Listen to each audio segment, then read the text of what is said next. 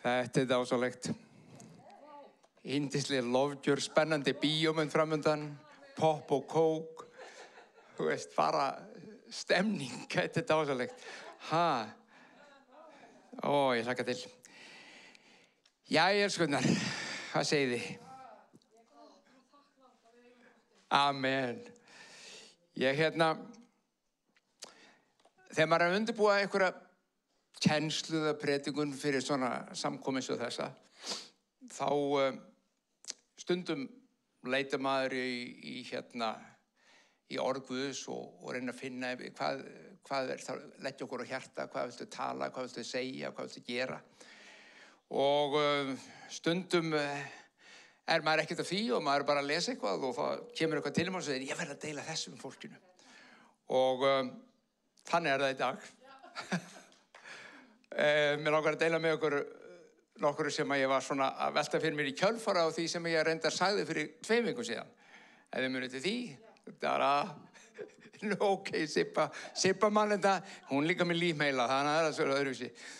En við vorum að tala um hús Guðs, við vorum að tala um lifandi steina og Rolling Stones og allt þetta munið. Og mér langar að tala þetta hús pínlítið meir í dag, út frá köflum sem ég var að lesa og bera saman, og mér finnst þetta alveg ægilega spennandi. Mér langar bara að deila því með okkur, ef það er í lagi. Við höfum stundum sagt, og þegar við heyrt alveg örugglega, að við höfum sagt það hérna úr púltinu, og kannski hefði við vissuð það löngu áður, það er ekki það, en að kirkjan í sjálfu sér er ekki þetta hús. Kirkjan er fólkið og Guð í fólkinu. Húsið er staður þar sem kirkjan hittist. Og því að kirkja Krists er ekki úr steypu, ekki úr steini, ekki úr timbri. Við notum þetta eins og ég er að fara í kirkjuna, ég er að fara í Hallgrímskirkju, þá mennum við stóru kirkjunu upp á Skólavörðuhæð, við erum að fara í þessa kirkju og mennum við þetta, við erum að fara í Smárakirkju upp í Sporum, við vitum hvað við erum að tala um. Svo það er alltaf leið með það.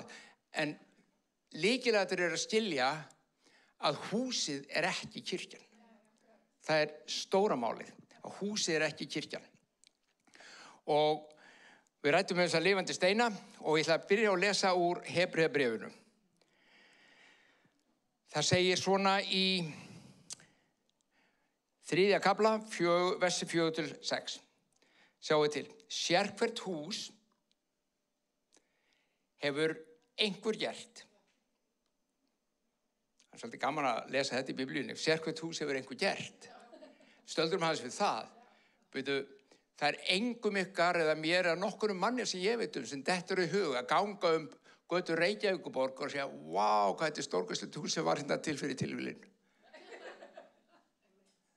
Allir hugsa strax, einhver bjóta til. Arkitekt hannaði það, verktaka tóku þetta, verkfræðingurinn var umsjón verkin og svo framins. Engum dettur í hug. Sérstaklega ef að byggingin er svolítið svona majestic, stórfengleg, þá, vá, rosalega hönnun er þetta. Og Biblían segir, sérhvert hús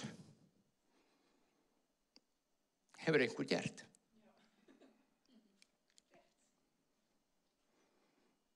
Svo skoðið þið mig eða þig eða sjálfan ykkur og lífið og segir, rosalega tilviljun, þetta tók alveg nokkru milljónir ára, 100 milljónir að verða til, en þú er stórkostleg. Engu dettur í hug hönnun þar. Hvernig stendur á þessu? Ekkert í lífinu sem þú sér í hinu náttúrulega sem við búum til er án hönnunar. Bara ekkert. En samt á einhverjum skrýtnum ástæðum hafa margir komist að því að lífið var til af sjálfu sér og enginn hannaði. Þó er það flóknasta, undursamlegasta og stórkostlega af öllu sem til er. En þetta er ekki einu svona predikun dagsins, sko. Ég ætla ekkert að tala um þetta. Þetta var auka. Sérhvert hús hefur einhver gert, en Guð er sá sem allt hefur gert. Komum að því. Hann bjó nefnilega til allt hitt. Móse var að sönnu trúr í öllu húsi hans, eins og þjónn. Hann átti að vitna það sem boðað skyldi síðar. við verðum að staldra aðeins þarna við. Ok, nú svona bara flettist upp marga blaðsjur alltaf í kollinum maður, ég fullt af hlutum sem ég ætlaði ekki að segja, þannig kallinn bara gerður. Hann bara alltaf að kalla eitthvað fram svona. Móse var trúr, en hann var yfir húsi sem var bara til bráðabirgða, bara sýnishorn, þangað til að alvöru húsi kæmi. Og þið sem að þekki sögu Móse, þið eru þegar búin að rifja upp í kollunum, þið sem ekki þekki hana, þið vitið að hann fór fyrir Ísraelsmönnum þegar voru konur út í eyðimörkina og hann lét reisa þar tjaldbúð af flókinni fyrirmynd og leiðbyrningu frá drottni, lét hann reisa tjaldbúð. Í því kom svo drottin með nærveru sín og dvaldi. Þetta hús sem þurfti að vera færanlegt af því þeir voru að ferðalagi í eyðimörkina, það þýddi ekki að setja inn einhverja grjótklumpa þarna, svo þeir þurfti alltaf að geta tekið saman og flutta. Þetta var hús þar sem Guð kom og dvaldi, en það var bara skuggamynd. Það var bara, takt eftir sem að segir, átti að vitna það sem boðað skyldi verða. Það sýnishorn af einhverju sem myndi koma seinna. Ok? Erum við með? Svo kemur 7. versið. En Kristur, Jesús Kristur, sonur og honum trúa fyrir að ráða yfir húsi drottins og hans hús erum við. Ef við höldum djörfungin og voninni sem við miklust af. Þú og ég erum húsið hans. Ég veit hreinlega ekki hvort að við kristnimenn séum alltaf að ná þessu. Eða hvort að okkur finnist þetta kannski ekkert mikilvægt. En ég get sagt þú það, þetta mikilvægt. Þetta bara með því mikilvægasta sem þú getur skoðað í Biblíunni, í trúnni á Jesú Krist. Og ég ætla að fara hans í þetta bara örstuð. Svo hús Guðs það sem að Guð býr að sjálfsögðu. Það mikið rætt í Gamla testamentinu meðal tjaldbúðuna og musteri og fleira sem við vorum að tala Síðan kemur Jesús allt í inn á jörðina og hann fæðist og Jesús var sannur maður, sannur Guð. Þar að segja Biblían segir, hann var Immanuel, Guð með okkur. Allt í einu var Guð mættur á jarðríkið í persónu. Jesús var nefnilega holdgerfingur. Stundum sagt það, og ég veit að það eru margir sem brölta með þetta, þetta ekkert mál með Guð, hann skapari himins og jarðar, hann stórkostlegur, hann faðir og allt þetta, en hvað málið með Jesú? Hvaða máli skiptir Jesús? Kom hann ekki bara til að segja okkur frá? Var eitthvað meira en það? Var eitthvað stórkostlegt mikilvægt sem hann var að segja, þessi Jesús? Jesús holdgerfingur þess að Guð mætir manninum og maðurinn mætir Guði. Þar gerðist það. Þar var það eitt. Fram að því var maðurinn þarna, Guð hérna, Guð sýndi sig annars lagið, maðurinn leitaði hans, en þeir voru ekki saman. Þeir voru ekki saman. Það sem kom þeim saman var Jesús. Og það lykillinn í trún okkar á Jesú Krist, að hann ekki bara einhver sem kom og boðaði einhverja nýja trú. Hann var og sá fyrsti sem kom og leiddi Guð og mann saman á þennan hátt. Gerðu okkur að einu. En nú aftur veit ég, margir kristnir að velta þetta. Eru kannski ekki að velta þessu fyrir sig daglega. En þetta rosalega mikilvægt. Jesús Kristur Guð í manninum og maðurinn í Guði. Þannig að Guðs hús ekki dauðbygging. Guðs hús ekki einhver kenning. Hún ekki einhver abstrakt hugsun. Hún ekki guðfræðileg hugsun eða kennsla. Hún ekki líkingamál. Guðs hús persónan Jesú Kristur. Og þú í honum og hann í þér.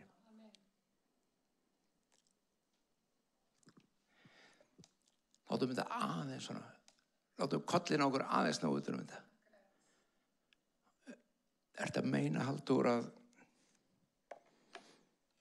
þú veist, ég trú ekki bara hérna uppi einhvern veginn að Guð sé, það sé eitthvað meira en það. Já, það er miklu meira en það. Já, ok, ég upplifi eitthvað svona tilfinningu og dásamlega. Jú, það er það líka. Að ég finni kærleika Guðs, hann er svo góð. Já, það er það líka. Að ég sjái kraft Guðs vinna. Já, allt þetta. En af hverju haldið þið að Jesús hafi gert það sem hann gerði? Það er vegna þess að Guð var í honum. Hann sagði mörgu sinnum, Guð, Faðirinn er í mér, ég er í honum. Ég er musterið, ég er húsið hans. Þannig að það sem þú ert að horfast í augu við er að í trún á Jesú Krist gildir þetta saman þig og mig. Hann kemur, dvelur í þér.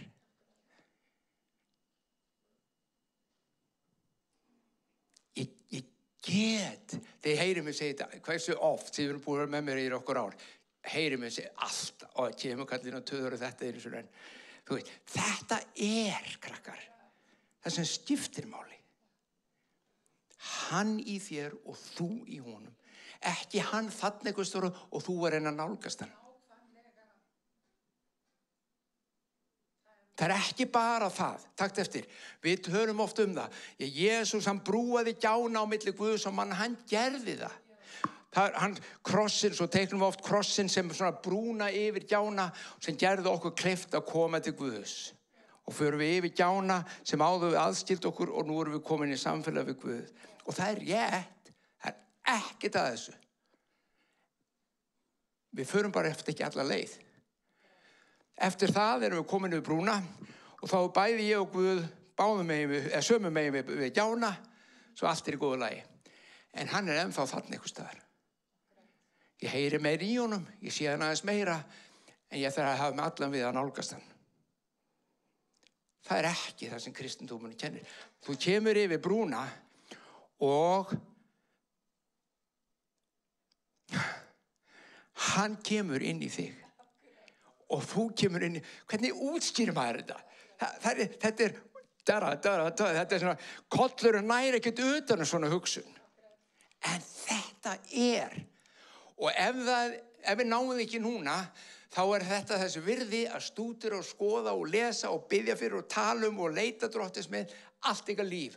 Svo þið skiljið meira og meira að því. Þetta er það sem Páll lifði fyrir, að Kristur yrði mótaður í lífi og hjörtum mannana. Myndaður í lífi og hjörtum mannana. Sjáðu til. Mér minnir af að Teddi vinur minn hafi einhvern tímann notað þessa líkjum. Hún er stórgóð. Hafið leirað. Eða átt börn sem að eru að leira, eða afabörn sem eru að leira. Ok, þú tekur gula leirkúlu, þú tekur bláa leirkúlu og þú byrjar að hnoða þær saman. Hvað lit verður? Grænt. En þú hnoðar og þú hnoðar og þú hnoðar þangað til að þú er komið eina kúlu og hún er græn. Þannig renni þið inn í lífið Guði og hann rennur inn í lífið þitt. Reyndu svo að skilja leirkúlunar af. Reyndu að taka aftur gulu kúluna og bláu kúluna út úr þessari grænu. Gangi þér vel.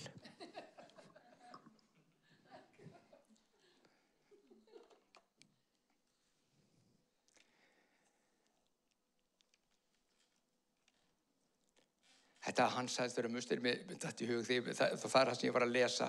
Munið eftir þegar var að skýrast og rödd kom á himnum. Þessi er minn elskaði sonur sem ég er velþóknun á. Kom bara rödd á himnum. Þessi er minn elskaði sonur sem ég er velþóknun á. Já, enskunni nefnilega segir in whom I am well pleased. In whom I am well pleased. Kemur alveg með nýja merkingu, ekki sett. Það er eins og Guð sé að segja, þetta er sonur minn sem ég hef velþóknun á að búa í. og vera í. Ekki bara, ég velþóknun mánu hérna, hann svo góður, hann svo frábær og hann aldrei neitt rámt. Þú veist, þannig tölum við það. Ég velþóknun á hann svo frábær og hann var frábær. En velþóknun var ekki fólkin í því. Ég hef velþóknun á að vera í þessum manni, þessum musteri. Hann hefur velþóknun á að búa í manninum, í þér og í mér. Og þá ætlum við að lesa Kólussubréfið. Og þarna fer þetta nú að nálgast það sem og skýrast vonandi meira og meira því sem ég að tala um. Lesum Kólussubréfið 2:9, hlustu á þetta. Í manninum Jesú Kristi býr öll fylling Guðdómsins. Þið heldur að ég var að bulla þetta allt saman á hann. Þetta var ekki biblulegt, þetta var það sem haldur þetta eftir í hugur. Nei, í manninum Jesú Kristi býr öll fylling Guðdómsins. Það ekkert sem vantar upp á takt eftir. Það ekki það að þú hafi Jesú og Guð segir, ég kem nú bara ekki allavega mér í þig. Þú veist, ég verður bara, þú farið ekki nema 75% af mér. Restina farið kannski seinna og kemur til himnin eða eitthvað. Nei, öll fylling Guðs, allt sem Guð býr í Jesú Kristi sem maður. Þá langar mig að segja við þig sem spyr, hvað málið með Jesú? Þetta málið með hann. Þetta aðalmálið. Að í honum sem maður, sem hann gekk á jörð, býr öll fylling Guðdómsins. Allt sem Guð allt sem hann hugsar, allt sem hann gerir, allt hans eðli, inn í Jesú. Þetta málið með Jesú. Þarna byrjar ballið.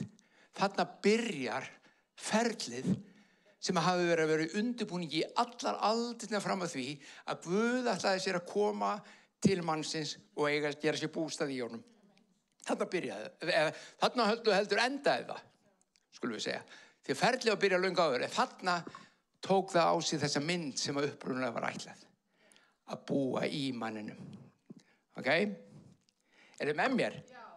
Þetta rosalega svona, já. Þú veit ekki bara að tala hvernig við læknum hausverkin okkar. Jú, ég get gert það líka. Og það mikilvægt, ef við erum með hausverk. Wow, hvað mikilvægt að losna við hann. En ég ætla bara að ráðleggja þér. Kristur býr í þér.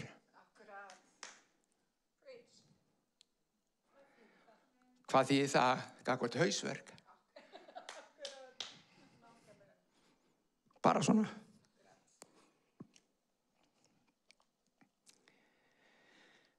Hvert var ég komin? Já, ég var að lesa Kólussar. Hlustið. Í manninum Jesú Kristi býr öll fylling Guðdómsins og vers 10. Og þið, þú og ég, mennirnir, þið hafi öðlast hlutdeild í fullkomnun hans, sem höfuð hvers konar tignar og valds. Með öðrum orðum, Guð kom ekki bara inn í Jesú, heldur miðlaði áfram til þín og til mín til að gefa okkur hlutdeild í því. Þess vegna segir Biblían, Kristur var frumburður margra. Hann var svo fyrsti og síðan koll á kolli. Og í dag erum við á þessum stað og þú segir bara kannski, Halldór, sko, þetta rosalega spennandi sem þetta tala en þú veist, ég veit ekki samt hvað þetta þýðir. Ég hef aldrei haft Guð í mér. Segir þú kannski. Ekki gefast upp. Það var svo tíð að ég hrópaði og kallaði því ég var svo þyrstur eftir að fá að reyna þetta sem ég að segja ykkur frá. Sjálfur á eigin skinni, í eigin líkama. Því að ég var búin að ákveða það sem ungur maður að ef þetta væri virkilega svona, þá kæmi ekki annað til greina fyrir mig en að fá að upplifa það. Því annars væri þetta bara fradd. Og ég ætlaði sko ekki að hengja hatt minn og eyða lífið minn eitthvað sem var fradd. Það bara kom ekki til greina. Svo ég hrópaði og ég kallaði og ég var þyrstur og ég var svangur. Ég sagði, þú hlýtur að vera til, Guð, og að þú er til og þá er orðið satt og þú segist alltaf að gera þetta svona. Þú verður að koma til mín. Hvað frekir þetta í þér heldur? Þetta er ekki svona freku við Guð. Ég var ekki freku við Guð, ég var þyrstur. Hungraður maður biður mat. Þyrstur maður biður drykk. Ég bað og ég leitaði og Jesús sagði, leiti og þér munu finna. Og ég fann. Öllu heldur, hann fann mig. Og allt þetta sem ég segi ykkur frá var það veruleika inni með mér. Og ég sagði bara, vá. Það er bara eitt orð yfir þetta. Hvað getur þú sagt við þessum kærleika Guðs og við svona miklu stórkostlu verki þegar hann býðist til að koma og segir, þetta er það sem ég alltaf vildi. Ég vildi vera í þér og þú varir í mér. Þér og mér, okkur er aldrei ætlað að lifa aðskilin frá Guði á jarðríki. Í samfélaginu við hann. Munu eftir Jakobi. Það er svo oft gaman að lesa, og ég ætla að enda með þessu, svo oft gaman að lesa í Gamla testamentinu og sérða alls konar skuggamyndir af því sem síðan kemur. Og það er nákvæmlega sem var. Guð var að gera alls konar hluti með Ísraelsmenn og eitthvað svona og þú lest það og segir, vá, hvað er gangi? Svo lestu Nýja testamentið þegar Jesús er kominn og sér, heyrðu, byrjum við, þetta er, þarna er eitthvað. Jakob, hann var svikarhapur. Hann var töluverður svikarhapur. Það voru sviki í kallinum, sko. Ég er ekki að grínast. Hann dreymir einu svona draum. Og það er stigi upp til himins. Og hann dreymir að englar Guðs, gangi upp og niður stigann, bara flegi ferð milli jarðar og himins. Ok. Þetta er rosalega draumur. Þetta er miklu betur heldur en dreyma að þú setja hrap í flugvél eða eitthvað. Það er hérna...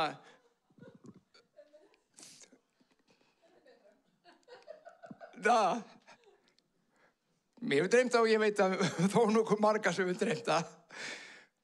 Eitthvað skýring á því í sálarlífinu okkar. En það er sem sagt, hann dreymir hennar stiga og það er bara englar sem eru á fleygiferð upp og niður stigann milli himins og jarðar. Og hvað gerir Jakob þegar hann vaknar? Þetta er athyglisvert, þetta tengir þetta svo inn í Jesú. Hann segir, svo sannlega er hér Guðs hús. Og hann gerir alla skapahluti því að Guð var á staðnum. Fyrir honum var þetta bara táknum það, ef Guð var að koma og tala og gera og senda engla sína, hér er Guð. Og þar sem Guð er, það er Guðs hús.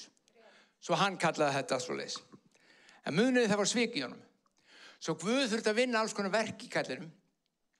Og þegar hann vinnur verkið, það er eins og oft sem hann gerir, þegar hann vinnur verkið í hjörtum okkar, þá breytti hann líka nafninu hans.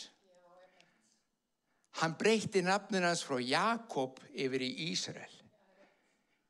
Og Jakob, þessi svikuli kall, var fyrsti Ísraelítinn.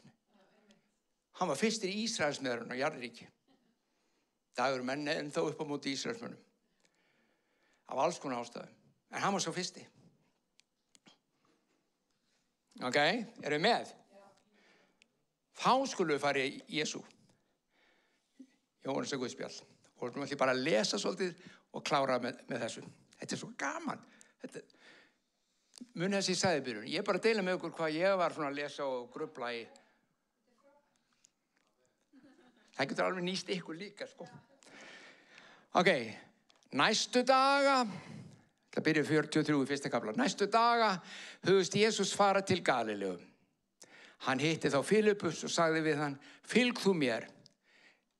Filippus var frá Betsætu, sömu borg og Andrés og Pétur. Filippus fann Natanael og sagði við hann, þetta er alveg þegar Jesús er að byrja, hann er 30, hann er að koma út úr Nasaret og hann er að byrja þjónustuna sína. Filippus fann Natanael og sagði við hann, við höfum fundið þann sem Móse skrifar í lögmálinu Athyglisverður strax þarna. Móses skrifaði eitthvað sem myndi koma eitthvað svona. Og einnig spámennirnir. Þetta Jesús frá Nasaret. Hann sonur Jósef smiðs. Það getur Jósef smiðs, hann smíðaði borðið fyrir mömmu minna, mástu. Þú veist, þetta bara samtal í strákunum. Natanael segir, getur eitthvað gott komið frá Nasaret? Þú veist, þetta bara svo, hvað gott getur komið úr þyrkabænum? Þú veist, þetta bara álíka. Að þessi frábæra kartöflur komið þar. Og mitt blóð í móðurætt líka. Getur eitthvað gott komið frá Nasaret? Filippus svaraði, komdu bara og sjáðu. Jesús sá Natanael koma til sín og sagði við hann, takk þetta hvað hann segir, hér sannur Ísraelíti sem enginn svikur í. Hver var fyrst Ísraelítinn?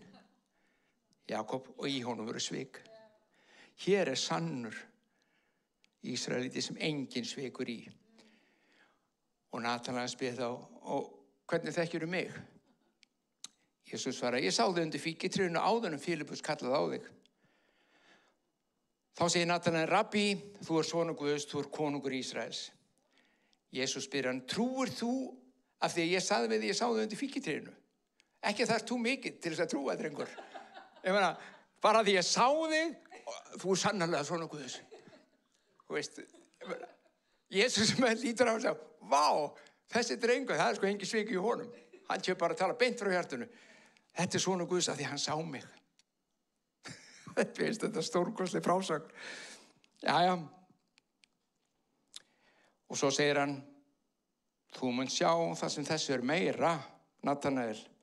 Og hann segir við hann, sannlega segi ég yður, þið munu sjá himinn opinn og englar Guðs stíga upp og niður yfir mannssoninn.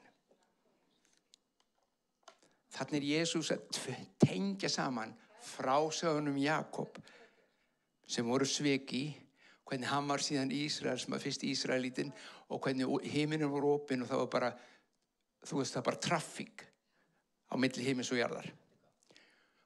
Og hann segir, nú komið að þér, Natanael, engin sviki þér, sannur Ísraelíti. Það komið að því að draumur Jakobs rætist. Ég mun opna himinin og það mun verða traffík á milli. Ég svo fyrsti. Draumur Jakobs rættist loksins. Mér finnst allt svona alveg frábært. Ég veit ekki mér finnst þetta, wow! Þú veist, ég get valið við þetta bara pælt í þessu og segi, þetta stórkostlegt maður. Ok? Því þetta var bara skuggamynd af því sem kom að skildi. Jesús opnaði þessa leið. Jesús kom með þessa opnu leið. Hvað við að stiga til þess að skilja samgöngjur milli, en hann opnaði dyrnar. Hvað sagði ekki Jesús þegar ég kendi hann okkur að biðja? Hann sagði, verði þinn vilji svo á jörðinu sem á. Með öðrum orðum, hann að bjóða okkur að sjá himinin koma á jörð. Það það sem hann að bjóða okkur. Hann sagði, biðji þannig að það sem í himnunum komi hingað. Og þegar Jesús gekk og gerði hluti, þá var hann einmitt að koma með svona gegnumbrot himinsins inn í jarðríkið.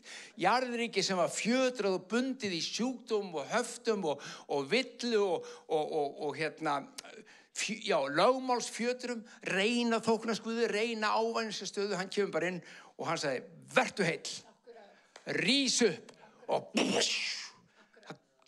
þetta hafði aldrei sést. Hvað í gangi? Hann kemur með kraft, hann kemur með líf, hann opnaði þessa dyr, hann var sá fyrsti og hann segir, nú ég í þér. Vilt þú fá himinn á jörð? Við skulum byrja bara að sjálfum okkur. Vilt þú fá himinin í þitt líf? Byrjum bara þar. Þú veist, við skulum ekki hugsa um Afríku núna eða Ísland eða bara okkur. Vilt þú fá himinin í þitt líf. Það er búið að gefa þér það. Það er búið að bjóða þér, það er búið að gefa þér það. Þú getur fengið þér þitt líf. Lífið allt í kringu þig. Landið okkar og miðinn.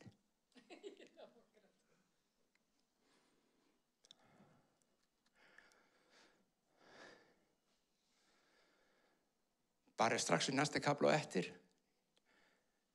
kemur farisei til hans Nikodémus og segir, ég sé það, komið til þess að nóttu, svona álitamál sem halda hann hafi verið feiminn til að sýna sig með Jesú, ég veit ekki hver ástæðan var, það segir ekki beint hver ástæðan er, en hann kemur til Jesú á nóttu, hann nálgast hann á nóttu til og segir, það er alveg greinlegt að þú ert sko frá Guði komin, þú ert, maður sér það bara á öllu sem þú gerir og sem þú segir að þú ert sendur á Guði.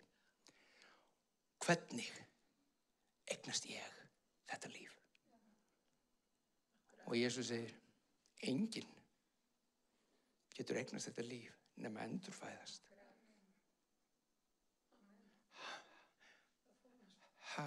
Segir, hvað mennur endurfæðast? Hvað, ertu hindú eða? Endurholdgun eða? Nei, endurfæðast. Já, en Jesús, hvernig get ég farið aftur inn í móðurkviðinn og fæðst? Hvað er það að meina? Meinar ég get ekki eignast þetta líf sem þú ert að bjóða hérna og segja okkur frá eins og þú hefur það, nema ég komist aftur inn í kviðrumömmu sem er nú bara orðin háaldur, ég skal bara segja það er ekkert víst þú myndir meika það. Og hvað er þetta með því, Jesús? Og Jesús segir, nei, þú er að fæðast af vatni og anda.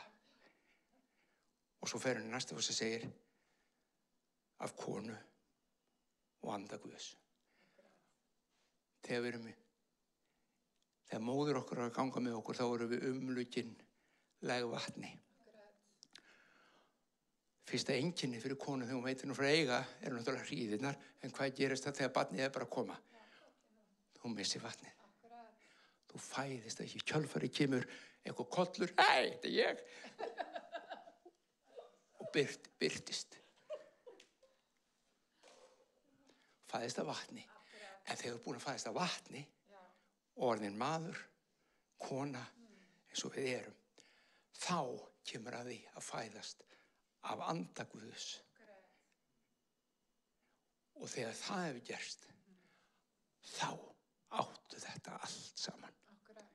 Ég er búin að gera þetta fyrir þig. Ég held engu gegn þér, ég er ekki að skammast út í þig, ég er ekki vondu við þig, ég held engu að því ranga og vitleysun og ruglu niður í gegn þér, komdu bara til mín og ég skal gefa þér þetta, eins og þú ert. Breytir engu hvernig þú ert, komdu. Og við myndum að tala um þetta daginn með Einar, taktu skrefið. Taktu skrefið og segi, ég ætla ekki að láta mig duga bara hérna að hringsóla í kringum þetta eitthvað og þetta er rosalega næs og fallegt, nú vil ég bara fá þetta. Nú vil bara eignast þetta í lífið mitt. Þú veist, hættum þessu rugli, hættum að tala um þetta. Bara, ég vil fá. Já, en er það ekki frekja? Nei, ekki, það er það sem Jesús vill og gerir. Það er ekki frekja, ef hann vill gefa þér þetta. Löngáðunum þér dætt í huga biðum það, vildi hann gefa þér þetta. Og þegar þú tekur skrefið og segir Guð, þennan opna heiminn. Þetta guðlega eðli, þessa himnesku dýrð, allan kraftin og mátt og dýrð og fegur og kærleika vil ég núna fá inn í mitt líf. Af því að þú býður mér það. Af því þú hefur gert það, Jesús. Hvað snýst þetta með Jesú? Þetta. Við skulum biðja. Faðir minn, við þökkum þér að við megum kíkja í Guðs orð, við megum skoða og læra og ég bið Drottinn Guð að hver sem að heyrir þessi orð Drottinn sem við höfum verið að fjalla að innra með honum, innra með henni mætti skapast þorsti og löngun, hungur eftir því sem þú hefur. Þú hefur opnað himininn, aðgangað himninum fyrir okkur öll. Engin manna munur gerður. Engin. Allt mannkynið hefur þennan aðgang.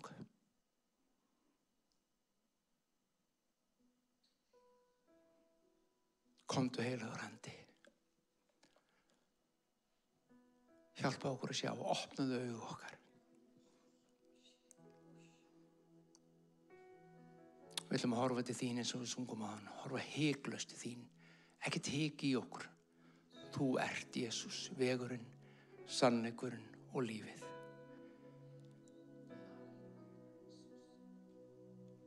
Fyrir þið ykkur sem eru að hlusta hér í salnum eða heima eða hvar sem þið eruð við skjáinn. Mig langar að bjóða ykkur að biðja eftir mér, með mér. Ég skal leiða ykkur í bæinn með því að biðja fyrst, svo hafið þið bara eftir mér. Ef að þú vilt taka þetta skref, ef þú vilt segja, ég hef enga að tapa, ég hef allt að vinna, ég þrái þetta. Skulum biðja, himneski Faðir, ég vil þakka þér fyrir Jesú Krist. Þakka þér að þú sendir hann og þakka þér að þú bjóst og býrð í honum. Öll fylling þín í Jesú Kristi. Og þakka þér, Jesús, að þú komst og þú vannst þetta verk. Þú sýndir okkur hvað er hægt. Ég vil eignast þetta líf, Jesús. Endurfæddu mig fyrir anda Guðs og gef mér þetta samfélag og þennan aðgang. Í Jesú nafni. Amen. Guð bless ykkur, elsku vinir. Leyfið orðun að gerjast og ef þú baðast þessa bæn, kannski í fyrsta sinn, jafnvel, þá hvetjum við þig. Þetta er alveg eins og Jesús sagði muniði, fæðist af vatni og anda. Þetta er bara eins og fæðingin. Þegar þú fæðist af vatninu, þá ertu lítið unga barn og þú þarft alla næringuna og allt sem þú getur fengið til þess að vaxa og þroskast. Það er nákvæmlega sama með að fæðast af andanum. Hann vill gefa þér næringuna sem þú þarft til að vaxa og þroskast í þínum innra manni. Og hann gerir það svo sannarlega, trúfastlega fyrir þá sem vilja. Guð bless ykkur.